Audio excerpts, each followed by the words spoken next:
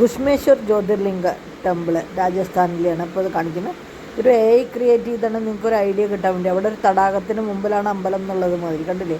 ഗുഷ്മേശ്വർ ജ്യോതിർലിംഗ രാജസ്ഥാനിൽ ശിവാഡ് എന്ന് പറഞ്ഞ സ്ഥലത്താണ് ഇതുള്ളത്. 12 ജ്യോതിർലിംഗങ്ങളിൽ അവസാനത്തേതാണ് എന്നുള്ളതാണ്. അതാണ് അവർ എഴുതിയേക്കുന്നത്. 12 ജ്യോതിർലിംഗത്തിൻ്റെ പേരും അത് അവസാനത്തെ ഇതിൻ്റെ ഇത് കാണാനുണ്ട്. പക്ഷേ ഇതിൽ ഒരു ജയ്പൂരിൽ നിന്ന് 100 കിലോമീറ്റർ മാറിയിട്ട് ശിവാഡ് ഗ്രാമത്തിലാണിത്. ഇത് 12ാമത്തെ ജ്യോതിർലിംഗമാണെന്ന് ഇവർ പറയുന്നു. അതേമാതിരി പറയുന്നുണ്ട് മഹാരാഷ്ട്രയിൽ സെയിം പേര് നമ്മുടെ അജന്ത എല്ലോറ അവിടെ ആ സ്ഥലത്തിൻ്റെ അടുത്തായിട്ടുണ്ട്. അപ്പോൾ അതിനും സെയിം പേരാണ്. രണ്ടുപേരും പറയുന്നത് ഇത് 12ാമത്തെ ശിവലിംഗമാണെന്ന്. എന്തായാലും ഇത് രാജസ്ഥാനിലാണ് ഞാൻ ഇപ്പോൾ നിങ്ങൾക്ക് കാണിക്കുന്നത്. അതായത് ഗുഷ്മേശ്വർ എന്ന് പേര് വരാൻ കാരണം രണ്ട് സ്ഥലത്ത് കഥ ഒന്നാണ്.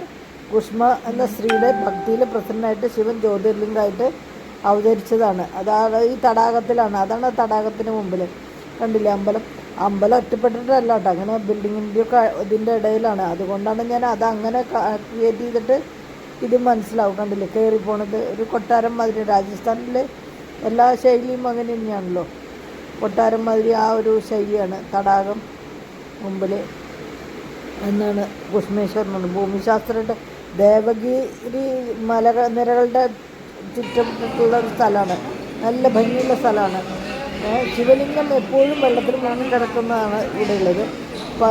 ഉച്ചയ്ക്ക് അങ്ങനെ 2 പ്രാവശ്യം വെള്ളം മാറ്റി ശിവലിംഗ ദർശനം ഉണ്ടാവും. നല്ല പവർഫുള്ളാണ് എന്നാണ് പറയുന്നത്. സന്താനലബ്ധി അതിൻ്റെ ഇടയിലൊരു കഥയും കൂടി ഉണ്ട്. എന്താണെന്ന് വെച്ചാൽ ബ്രഹ്മവിഷ്ണുവിൻ്റെ തല്ലൂട്ടത്തിൻ്റെ ഇടയിൽ ശിവഭഗവാൻ പോയി ഒളിച്ചു എന്നുള്ളത് അത് വെള്ളത്തിൽ അതും കഥയുണ്ട്. അത് എന്തായാലും കഥ എന്തായാലും സ്ഥലം കാണാൻ പറ്റിയ 12 ജ്യോതിർലിംഗത്തിലൊരു ജ്യോതിർലിംഗം. 2 13 അല്ലേ. നമുക്കെന്താ എല്ലാം ശിവമയം, ശിവഭക്തിമയം. അപ്പോൾ ചാനൽ കാണുക, ലൈക്ക്, ഷെയർ, സബ്സ്ക്രൈബ് ചെയ്യാം. അപ്പോൾ ഇതിൻ്റെ ലൊക്കേഷനും ഇതൊക്കെ ഷെയർ ചെയ്യാം. അപ്പോൾ നിങ്ങൾ കാണേണ്ട സ്ഥലമാണ്. കാണാൻ പറ്റിയ സ്ഥലം തന്നെയാണ്. അത്ര ഭംഗിയിലാണ്. രാജസ്ഥാനിൽ പോകുമ്പോൾ ഇതിനൊക്കെ പറ്റിയ സ്ഥലങ്ങളിൽ ഒന്നാണ് ഇത്. അപ്പോൾ കാണാൻ മറക്കരുത്. യാത്ര ചെയ്യുക. ഓക്കെ, ഹരി ഓം.